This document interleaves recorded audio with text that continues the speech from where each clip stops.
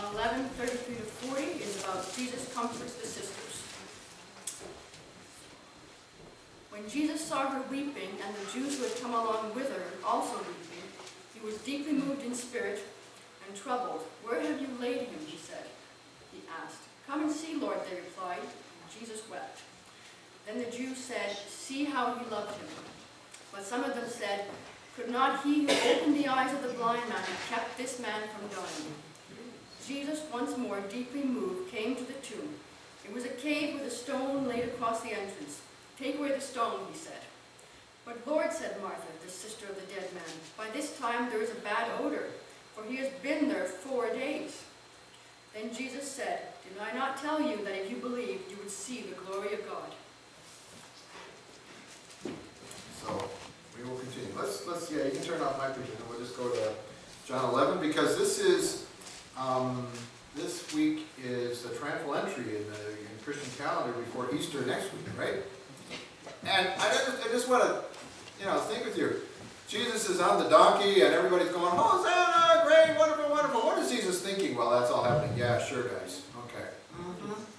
Okay. Well, you're sincere, but you're sincerely wrong. You don't, anyway, you just imagine him receiving that honor and that praise and knowing full well that the thing's going to go totally wrong in a few days.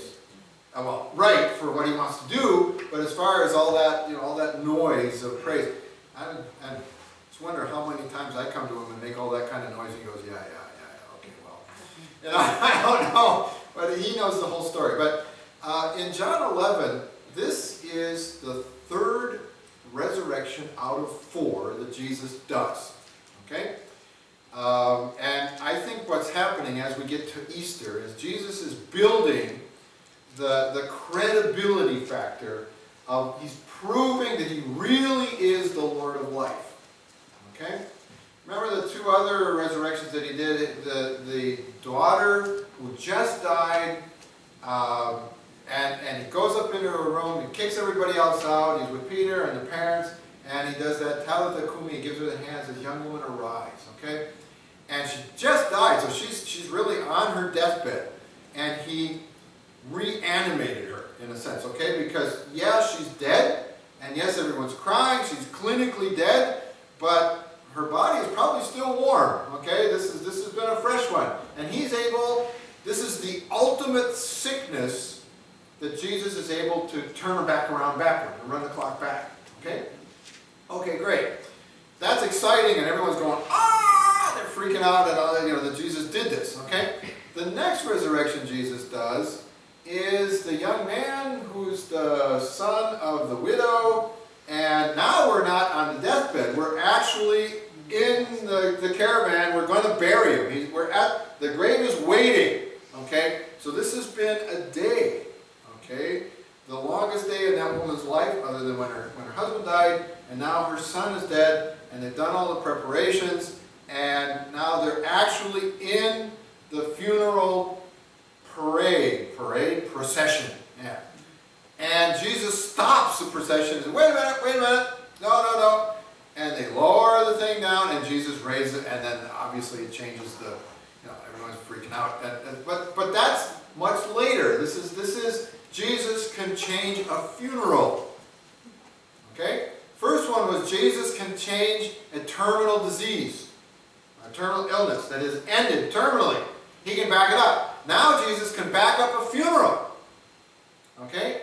And with Lazarus, we're not at the funeral. Jesus wasn't at the funeral. We're at the tomb. He's buried. He's dead. Okay? Gone. He stinks. And Jesus can back that up. Okay? And then the fourth one, obviously, will be Jesus' resurrection that we're celebrating next Sunday. Okay? So we're in anticipation of what is Jesus trying to say. A way that I see this is Jesus is giving us a reason to believe in him step by step. He takes something that's difficult, and then more difficult, and then more difficult. He's taking it clearer and clearer to say, no, we're not just superstitious. We're not just believing and hoping that it's true. Jesus is giving us logical reasons to take us step by step to have trust in him. Hey, face it, we're putting our eternal value, our eternal weight, our eternal prospect of what we will be on his shoulders. Say, Jesus, I trust you. Okay, that's a huge weight we're putting on him. Why is he worthy of that? He says, look, I did this, step A, I did step B, I did step C, I did step D, and now you need to trust me. Step D, by the way, in 1 Corinthians, when the Apostle Paul says that there were 500 people that saw this, and he gives all the reasons why we can believe that what we're talking about in the resurrections that we saw Jesus do. Why do we believe that that's true? Remember that when the Apostle Paul wrote that in 1 Corinthians, that text of the letter of 1 Corinthians is about 15 to 20 years later than the resurrection itself, and the actual resurrection on Easter Sunday. Paul did not see the resurrection. He was not a disciple at the time, but he says that there were 500 eyewitnesses who are still alive who told me this. Okay? So this is credible. It would be like now if somebody wanted to write a book about the Oka crisis, which was 20 years ago, 1991. Okay, we're 2011. If somebody published a book about the Oka crisis and said all kinds of, this said stuff, then people would, whoa, I was there. Wait a minute. There are eyewitnesses all over this community who saw some aspect of the Oka crisis. Okay? They're still alive. So you don't say any old thing. You don't invent it. You're not in mythology. Okay? You're in facts. You're in what really happened. And that's what Paul is saying in 1 Corinthians. That our eternal destiny rests on the resurrection of Jesus. And people are alive today, as I write this, who will say it was true. They saw it. And I trust Jesus. He is the Lord of my life. Okay? He is the Lord of life. He is the one who will resurrect our bodies. That is not fiction. That is not just hopeful faith. That is not superstition. That is not the church in the early ages rewriting history 300 years later. This is 20 years later. Okay? With him saying, there are people here that say this is what happened. I trust that. Okay? So that's what we can believe, that when Jesus is the Lord of life in the resurrection stories that we have, we can trust him. Okay? Now, I'm just going to take you through John 11, step 3 of these 4 steps. Why we believe Jesus is the Lord of life. And just take us through what happened in that story. Now I'm going to start at the beginning, verse 1. I'm going to skip some verses because there's 57 verses, and Claude only has memory for a half-hour message. So we have to be... 2 hours. He has 2 hours. Thank you. Okay, we'll read all the verses. And actually, John 12 is really interesting too. So we'll go on. And you're having supper at 4:30, so that's cool. We'll just flow here. All right, that's great. No, I'm not known to do that. So anyway, verse 1. Now a man named Lazarus was sick. He was from Bethany, the village of Mary and her sister Martha. Verse 3. So the sister sent word to Jesus, Lord, the one you love is sick. Verse 4, when he heard this, Jesus said, this sickness will not end in death. No, it is for God's glory, so that God's Son may be glorified through it. Now Jesus loved Martha and her sister and Lazarus. So, when he heard, verse 6, that Lazarus was sick, he stayed where he was 2 more days. And then he said to his disciples, let's go back to Judea. I'm skipping to verse 14. So then he told them plainly, Lazarus is dead. And for your sake, I'm glad I was not there, so that you may believe. Now let's go to it. Verse 17. On his arrival, Jesus found that Lazarus had already been in the tomb for 4 days. Help me out, folks. I just want to try to reconstruct what happens. Let's say that Lazarus gets really, really sick on the weekend, like it always is. You know, you always have that's when people get sick. There's nothing open. You're going to wait for days if you show up in the medical stuff, you know. So he's sick. I'm just making this up. But, okay, let's say he gets sick Sunday. And that means that the sisters are saying, boy, we got to go send to Jesus. What's going to go on? If it's really bad, first thing Monday morning, as soon as it's safe enough to travel, let's send somebody, go find Jesus. Jesus is about 40 kilometers away, 30, 40 kilometers away. Good long hike, most of a day to get there, okay? You won't have much, it's 25, 30 miles is what it is. So the messenger's got a hike to do. He's going to take off first thing in the morning, go get to where Jesus is and tell him, the man you love is sick.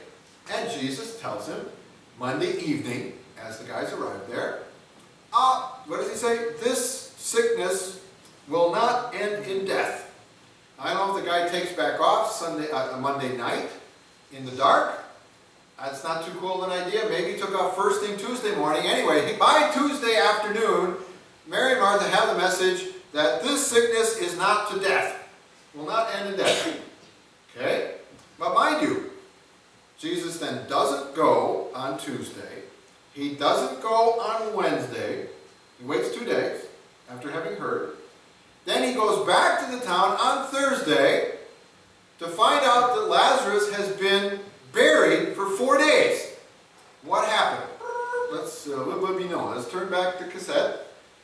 Rewind. That means that when the servant left on Monday morning, Lazarus died within hours of his leaving. Okay? He died Monday. Jesus comes back late Thursday. He's been dead 4 days. Okay? I'm just doing the math. All right? Imagine this odd moment when the servant comes back on Tuesday and he says, Jesus said that this sickness will not end in death. Okay, we have a problem here.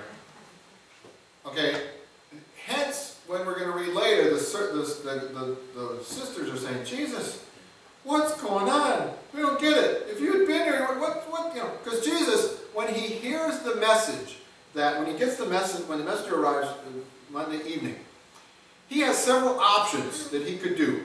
He could do the remote control miracle, like he has done in other places for healing people long distance. Say the word. Okay? Now, can he do a remote control resurrection? Probably. Sure, all right, great. As a matter of fact, he died. I mean, Jesus knows that. He says he knows it. And he tells the disciples that Lazarus is dead without the messenger having told him that. Okay, so Jesus knows what's going on. And this is the part I don't get of this verse when it says, now Jesus loved Martha and her sister and Lazarus, so when he heard that Lazarus was sick, he stayed. How do you write the word so in that? He loves them, he cares about them, he knows he's in big trouble, so he doesn't do anything. Because he loves them. Okay? This is the question that you'll hear over and over again as you talk about your faith. People will say, why should I believe in a God who didn't da-da-da-da-da-da-da? Okay? He didn't come to my help when I needed da-da-da-da-da. What about Auschwitz? What about all the suffering? What about, the earthquake in Haiti or Japan, or take the one you want, okay? Whatever disaster, where was God? Why didn't he do that? What happened? What happened? This verse says, Jesus loved them, so he didn't do anything. Evidently, and it's in the text. Who goofed? Who edited this thing? Okay?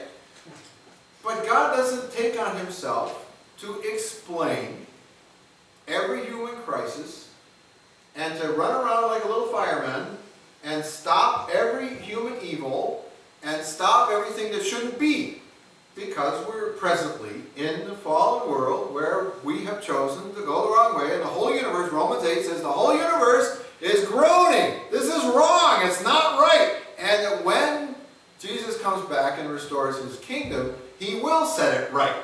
The issue isn't, will God ever do anything? He will. Our problem is he didn't do it when I wanted him to do it. Okay? It's a timing thing. And this is exactly the problem here. When the sisters, when Jesus shows up, if you had been here, hey, hello, we sent you a message. What happened? Okay? He didn't come at the right time. That's the problem. That Jesus is going to, in fact, you'll have to discuss. Let's look at this discussion, okay? Verse, 18? Now Bethany was less than 2 miles from Jerusalem, and many Jews had come to Martha and Mary to comfort them in their loss of their brother. When Martha heard that Jesus was coming, this is Thursday, she went out to meet him, Mary stayed at home. Lord, Martha said to Jesus, if you had been here, my brother would not have died. But I know that even now God will give you whatever you ask. Jesus said to her, your brother will rise again.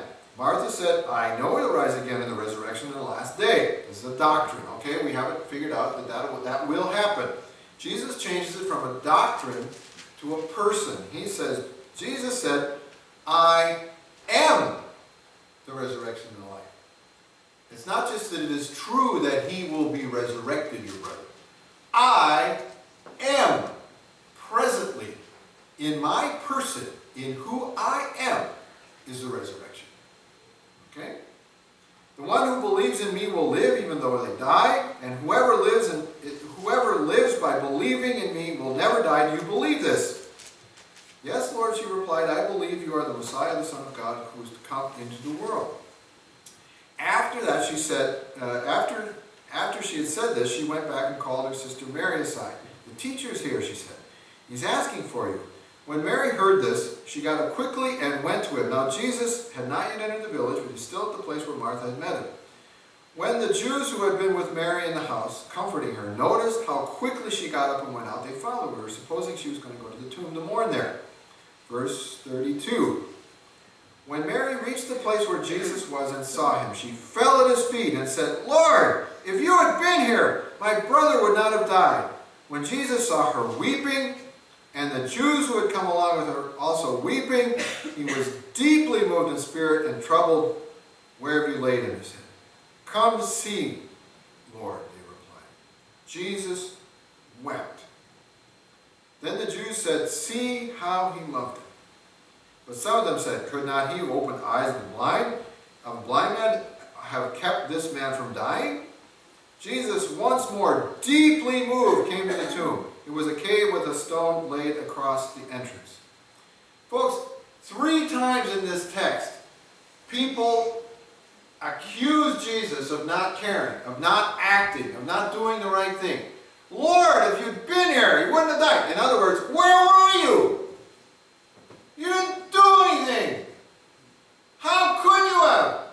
You have the power that you love it. What? I don't get it. Have you ever said something like that to God? I do all the time. Read the Psalms. About half the Psalms say that to God. That is not a bad thing to say. Okay? Well, it's not something that God seems to be worried about when we tell it to him. Otherwise it wouldn't be in the Psalms all over the place. They would have edited those out and said, no, you can't tell God that. Don't complain. Be good. Have faith. Okay? Just don't talk about stuff like that. But the Bible talks about it all the time. Okay? So evidently that is a biblical faith journey to tell God that he let you down. And that you don't get it. You don't understand. And that his timing doesn't seem to make sense. And it seems like the Lord's okay with it because Jesus doesn't shout these people down. And the third one is, man, gee, the crowd says, I mean, he did open the eyes of the blind. He could have kind of just rolled the clock back to this guy. What happened? He just didn't do it. Now they took it as a criticism, okay? But the 2 sisters are just plain disappointed and overwhelmed. And particularly having received on Tuesday the message that it's not going to be for death. Come on! I mean, talk about getting the wrong signal. So these ladies thought they were trusting God. They thought they had a plan figured out. They thought that Jesus cared. Okay? That's the struggle and I see all of us in our daily things that don't make sense right here at this point. Asking Jesus where he was when he didn't show up. Okay? Now, then things get obviously very messy when they go to the tomb and Jesus, the verbs in Greek are real strong. He's torn up inside. Okay? The word is splachna. His guts are wrenching. Okay? He's just... But wait a minute. Why is Jesus crying when he knows how the film's going to end? Okay? And nobody else does. What is Jesus crying about? He's not crying that Lazarus is going to stay dead. What's he crying about? What's so gross to him? What's so awful? What's so unacceptable? Why is he, the word in French is outré, why is he just overwhelmed why is he angry? Why is he so upset at the tomb? The consequences of the fall. Why does my friend, this is terrible. I hate sin. I hate death. I hate the consequences of the fall. This is wrong. Okay? He doesn't like it any more than we do. And so when we say, where is God in suffering? What the answer to someone who doesn't get where is God when they're suffering, the only answer the Bible gives us is that shortest verse in the Bible, Jesus wept. God suffers with us. He is upset with us when things are wrong. Okay? Even Albert Camus, the famous guy that was always critical of the gospel and of the church and all that stuff, in one of his Carnet, he says, Jesus is not the author of suffering. He suffered. He felt the consequences of sin as much as anybody. You can't ultimately say that God does nothing about suffering. He suffers with us. Albert Camus says that. Okay? He's honest enough to admit that God suffers with us in this. And obviously the cross. That's because of our suffering. The cross comes with us to solve that problem so that ultimately when his kingdom comes we can be redeemed. But now, here's the challenge that we've got to do now. Where he said all the right doctrines to the sisters. Yes, it's going to rise again. Okay. But now Jesus puts it to them. We need to move the stone. Okay. Move the stone. All right. And he says, what is the argument? How's it go? Okay, let's go to verse 39. Take the stone away. Take away the stone, he said. But Lord, said Martha, the sister of the dead man, by this time there's a bad odor, for he's been there 4 days. Jesus said to her, did I not tell you that if you believe, you will see the glory of God? There's a moment of truth here, folks. I don't know if you've ever had an affair with anything that's been dead for a long time. It is certainly not pleasant. It is not, you're not in the mood to start playing with that kind of stuff. Oh, let's just open the stone, open the thing, see what happens. You don't want to do that. It's illegal for one thing at the time. You're not supposed to play with graves. It's totally wrong. It's totally, and when they did, I saw one movie put out by CBS, an American movie a few years ago. When they roll the stone away for Lazarus, everyone just falls on their knees or throwing up. They can't handle it. You don't go into a grave of somebody that's been dead for 4 days in a Mediterranean climate. You just don't go there. Okay? What does Jesus do? Rolls the stone away. He steps in and says, Father, I thank you that you heard me, and now people are going to believe me. Everyone else is grossed out. This is wrong. You can't do this. And Jesus is praising the Lord right in front of all of that. There's just horrible smells coming out of that hole. Father, thank you. That is what Jesus thinks of the messes that we're living today, the stuff that smells so bad. Okay, the stuff that is all wrong, the stuff that should not be, the stuff that makes absolutely no sense. Jesus is saying, thank you, Father. I want to manifest my glory in this situation, in these people's lives, now. And then he calls to Lazarus, calls him by name, fortunately, because if he just said, arise, then he would have emptied out the whole place. Lazarus, out of there. The Greek word is just one word, out. You know, like when the whistle for the pool, you're supposed to leave now. Out of here. Okay, no, you can't stay there anymore. Colossians 1, he released us from the power of darkness and set us in the kingdom of his light. Came and rescued. Out of there! You don't belong there! Okay? So then he rescues him and he says, take off his grave clothes and let him go. That must have been the strangest moment of trying to undo that crud. One last illustration. My time's already done, but we don't expect the Lord of life to really do that. Do you really believe he's the Lord of life? Last story, my grandfather was at a funeral of a man who had, in an accident, a car accident, gone into the ditch, and they found him a few days later, so his rigor mortis had set in, he's totally stiff at the wheel. They flattened him out in the casket. This is in the 1920s, okay? I was not there, my dad was not there, but my grandfather tells the story to my dad, who tells it to me, that it's a true story. They strapped him into the coffin during the funeral service, and the straps let go. The guy sat up in the middle of the message. And my grandfather says, unfortunately, all the chairs were folding chairs. They all flattened, everyone, down! And the room completely cleaned out. There was nothing left. They had to go back and beg people to come back in to finish the service. Okay? Imagine the crowd here trying to unwrap the grave clothes of Lazarus. They must have been so freaked out. Who is this man that calls people back from the dead? Not just raising people in terminal illness, and not just on their way to the grave. He calls them out of the grave. And that's the point. And that's what we're going to celebrate next Sunday at Easter. He is the Lord of life. Praise God.